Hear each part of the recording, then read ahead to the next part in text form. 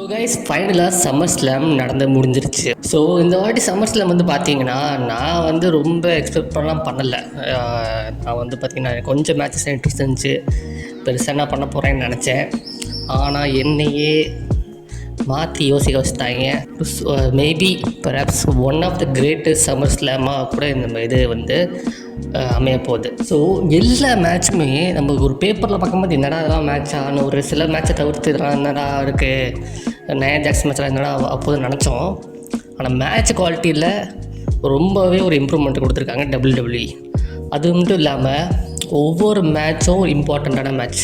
So நீங்கள் பார்க்க போனீங்கன்னா ஃபஸ்ட்டு நம்ம பார்த்தீங்கன்னா ஸ்டோரி லைனில் பார்த்தோன்னா நம்ம ஜட்மெண்ட் டே ஸ்டோரி லைன் பார்த்தீங்கன்னா அதை வந்து சூப்பராக கொண்டு போனாங்க. ஓப்பனிங்லேயே வந்து பார்த்திங்கன்னா நம்ம லிவ் மோர்கனும் நம்ம ரியா ரிப்ளி அவங்களுக்கான உமன் சாம்பியன்ஷிப் மேட்ச்சில் பார்த்தீங்கன்னா கடைசியில் ரியா வந்து ஜெயிக்க போகிற நேரத்தில் இருக்கும் பார்த்தீங்கன்னா நம்ம எல்லாம் எதிர்பார்த்த மாதிரி டாமினிக் மிஸ்டீரியோ ரியா ரிப்ளியை பிட்ரே பண்ணிடுறாரு. அது மூலிமா பார்த்திங்கன்னா நம்ம லிவ் மோர்கனோட சேர்ந்து லிவ் மோர்கன் சாம்பியன்ஷிப் ரிட்டைன் பண்ணிடுறாரு. அதனால பார்த்தீங்கன்னா இப்போ அடுத்தது அது ஒரு நல்ல ஒரு ஸ்டோரி. நம்ம ரொம்ப நல்லா எதிர்பார்த்துருந்தோம் எப்போ அது வரப்போகுதுன்னு. அதை வந்து சூப்பராகவே இங்கே நடந்து முடிஞ்சிருக்கு அந்த மேட்ச்சில்.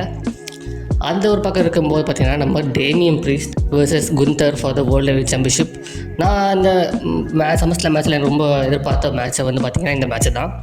ஏன்னா இப்போ குந்தர் வந்து வேர்ல்டு சாம்பியன் ஆவார்னு எதிர்பார்த்தேன். அடுத்த மாதம் வந்து பேஷன் பெர்லின் வேறு இருக்குது. ஸோ அதனால் நான் எதிர்பார்த்தேன். ஸோ எதிர்பார்த்த மாதிரியே நம்ம வந்து குந்தர் டேமியன் ப்ரீஸ்ட் மேட்ச்சில் குந்தர் வந்து வேர்ல்டு சாம்பியன் ஆகிறாரு. எப்படி ஆடாரு அதுதான் இப்போ நமக்கு ரொம்ப நாளாக தெரியும். ஃபின் பேலருக்கும் டேமியன் ப்ரீஸ்ட்டுக்கும் பார்த்திங்கன்னா ஒரு கிட்டத்தட்ட ஒரு வருஷமாகவே ஒரு அங்கிட்டு இங்கிட்டு வந்து இவரை மேட்ச் காஸ்ட் பண்ணுறது அப்படிலாம் இருந்துச்சு. ஸோ அது கொஞ்சம் கல்மினேட் ஆகி இன்றைக்கி வந்து பார்த்திங்கன்னா டேமியன் ப்ரீஸ்ட்டை வந்து ஃபின் பேலர் வந்து ஏமாற்றிடுறாரு, பிட்ரே பண்ணிடுறாரு. இது மூலிமா பார்த்திங்கன்னா குந்தர் வந்து டேமியன் ப்ரீஸ்ட்டை தோக்கடித்து வேர்ல்டு சாம்பியன் ஆகிறாரு. ஒரு சூப்பரான ஒரு ஸ்டோரி வந்து அடுத்து நமக்கு தெரிய போகுது. நம்ம எனக்கு தெரிஞ்ச ரியா டேமியன் ப்ரீஸ்ட் ஒரு சைடும் ரெஸ்ட் ஆஃப் த ஜட்ஜ்மெண்ட் ஒரு சைடும் இருக்க போகிறாங்கன்னு நினைக்கிறேன். ஸோ இது வந்து எப்படி வரப்போகுது, ஃபின் பேலர் திரும்பி மரலே ஃபார்முக்கு வருவாரான்னு நான் எதிர்பார்க்குறேன். ஸோ அது மட்டும் இல்லாமல் நம்ம குந்தர் வந்து வேர்ல்டு சாம்பியன் ஆனது வந்து ரொம்ப ஒரு முக்கியமான விஷயம். அவரை வந்து கண்டிப்பாக அந்த சாம்பியன்ஷிப்பை வேறு லெவலுக்கு கொண்டு போயிடுவார்.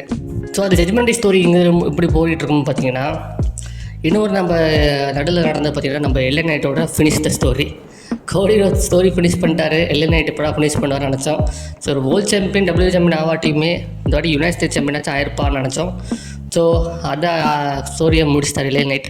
சூப்பரான மேட்ச் கைஸ். நான் ரொம்ப சர்ப்ரைஸ் ஆகிட்டேன். சரியான மேட்ச்சு. அவ்வளோ நடுவில் பிரெயின் பஸ்டர் போட்டார் பாருங்கள். லோகன் பாலுக்கு சூப்ளெக்ஸ் வந்து பிரெயின் பஸ்டர் ஆகிடுச்சு. லோகன் பாலும் பார்த்திங்கன்னா அவர் நல்ல ஒரு இம்ப்ரூவ்மெண்ட் ரெஸ்லிங்கில் அவரோட புது மூவ்ஸாக கொண்டு வந்துட்டுருக்காரு. ஸோ கடைசியாக பார்த்திங்கன்னா நம்மளால் BFTயை போட்டு LA Knight வந்து நியூ யுனைடெட் ஸ்டேட்ஸ் சாம்பியன் ஆகிடுறாரு. அவரோட முதல் டைட்டில் WWEயில். ஸோ வந்து பார்த்திங்கன்னா நம்முடைய LA Knightோட இது போக இன்னொரு சைடு பார்த்திங்கன்னா நம்ம இன்டர்கான்டினல் சாம்பியன்ஷிப்பை பார்த்திங்கன்னா சாமி ஜெயினை தோக்கடித்து நம்ம பிரான் பிரேக்கர் வந்து பார்த்திங்கன்னா நியூ இன்டர்கான்டினல் சாம்பியன் ஆகிட்டார். ஸோ இதுவுமே பார்த்திங்கன்னா ஒரு நல்ல விஷயம். எனக்கு கேட்டிங்கன்னா பிரான் பிரேக்கர் வந்து ஒரு அப்கமிங் ஸ்டார், அவர் ரொம்ப தேவை இந்த விக்ட்ரி. ஸோ அந்த விக்ட்ரியை வந்து பார்த்திங்கன்னா ஜெயிச்சது வந்து ரொம்ப நல்ல விஷயம். ஆனால் சாமி ஜெயினுக்கு வந்து நிறைய அடுத்ததெல்லாம் வேறு கட்டத்துக்கு போகணும். இன்னமும் அவர் இன்டர்கான்டினல் சாம்பியன்ஷிப் எல்லாம் ஓடிட்டு இருந்தால் நல்லா இருக்காது. அடுத்தது வந்து எனக்கு தெரிஞ்ச ஒரு வேர்ல்டு சாம்பியனுக்கு போகிறது தான் நல்லதுன்னு நினைக்கிறேன். ஸோ அது ஒரு பக்கம் இருக்கும்போது பார்த்திங்கன்னா அடுத்தது நம்ம உமன் சைடுலையும் பார்த்திங்கன்னா ஒரு ஷாக்கு வந்து இப்போ நம்ம லிவ் ஜெயிச்சிட்டாங்க, ரிட்டைன் பண்ணிட்டாங்க. ஓகே, நான் வந்து பெய்லி ரிட்டைன் பண்ணிடுறாங்க பார்த்தா பெய்லியே வந்து நயன் ஜாக்ஸ் தோக்கடிச்சு ஜெயிச்சிடறாங்க. ஸோ அதுவுமே அது என்னடா ஸ்டோரியில் கான்ட்ரிபியூட் பண்ணது பார்த்திங்கன்னா இல்லை, நம்ம டிஃப்னி ஸ்டாட்டனுக்கும் நயன் ஜாக்ஸுக்கும் அந்த ஸ்டோரி கொண்டு போக போகிறாங்கன்னு நினைக்கிறேன். எப்படி நம்ம மரையாமே டோனி ஸ்டோம் வந்து AEW ஓடுதோ அதே மாதிரி மென்டோர் இது கொண்டு போய் கடைசியில் வந்து பார்த்திங்கன்னா டிஃப்னி ஸ்டாட்டர் வந்து அந்த ப்ரீஃப் கேஸ் வந்து நயன் ஜாக்ஸ் மேலே கேஷ் வின் பண்ண போகிறாங்க. அதுதான் நடக்கும், வெளியே வச்சுக்கோங்க. ஸோ அந்த ஒரு சைடு போய்ட்டு நயன் ஜாக்ஸுக்கும் ரொம்ப இந்த விக்ட்ரி தேவை. ஏன்னா ஒரு ஆரம்ப கட்டத்தில் ஒரு நல்ல ஸ்ட்ராங்காகவே இருந்தாங்க நயன் ஜாக்ஸு.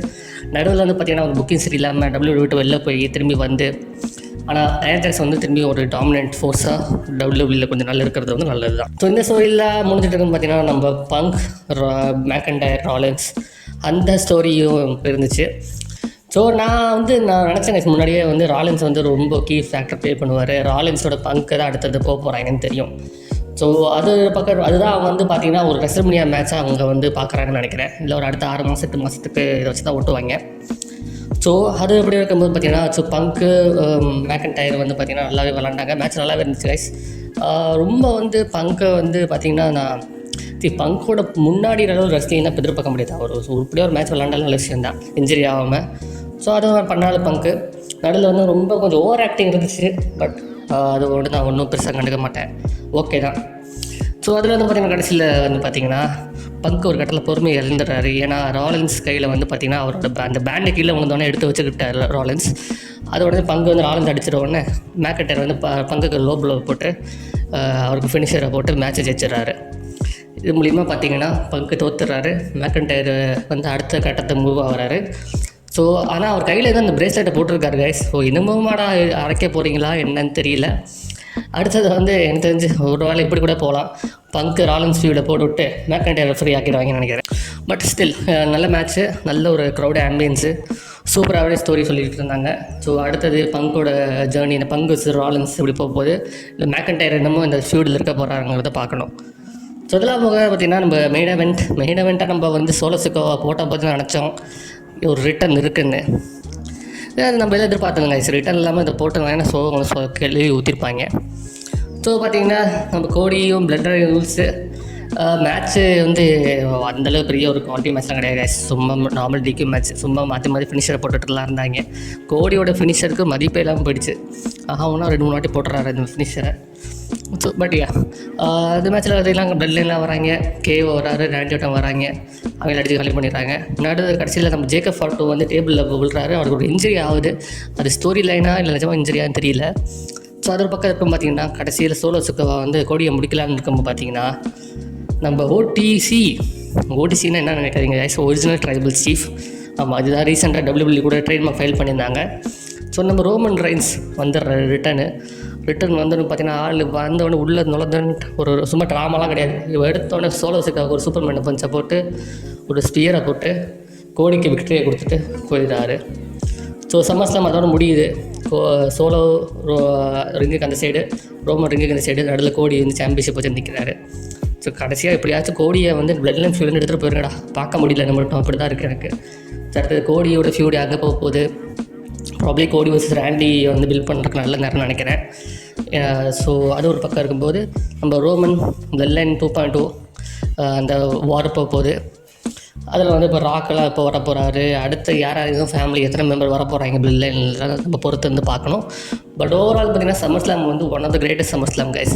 மேட்ச் குவாலிட்டியும் நல்லா தான் இருந்துச்சு, ஓவரால் ஷோ ப்ரெசன்டேஷனும் நல்லா இருந்துச்சு, ஆம்பியன்ஸும் நல்லா இருந்துச்சு. நம்ம கடைசியாக நான் எப்போ யோசிச்சு பார்த்தாலும் சம்மர் ஸ்லாம் ஒரு 2-3 மேட்சை எடுத்து சொல்லலாம்.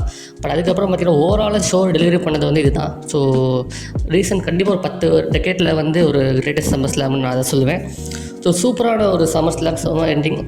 ஸோ அந்த மொமெண்டம் வந்து WWE வந்து இந்த ஸ்டோரிக்கு வந்து எல்லா மேட்சுக்கும் ஸ்டோரி லைன் இது ஃபோக்கஸ் கொடுத்தது வந்து ரொம்ப நல்ல விஷயமே பார்க்கலாம். ஸோ பார்ப்போம் கைஸ், இதுக்கு போட்டி ஆல் இன் எப்படி பண்ண போகுதுன்னு பார்க்கணும். ஸோ நீங்கள் என்ன கைஸ் நினச்சிங்க சம்மர் ஸ்லாமை பற்றி? உங்களோட ரிவ்யூ என்ன சொல்லுங்கள். நீங்கள் அந்த ரிசல்ட்ஸில் ஹாப்பியாக?